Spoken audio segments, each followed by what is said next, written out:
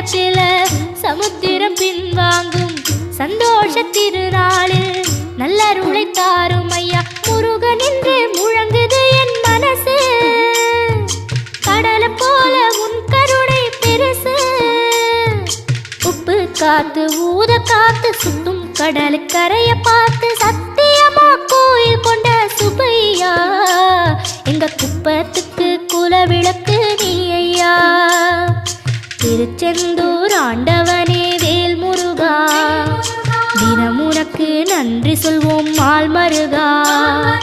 திருவடியில் தவம் இருப்போம் திருமுருகா தீர்ப்பெழுது நலமெனவே வடிவ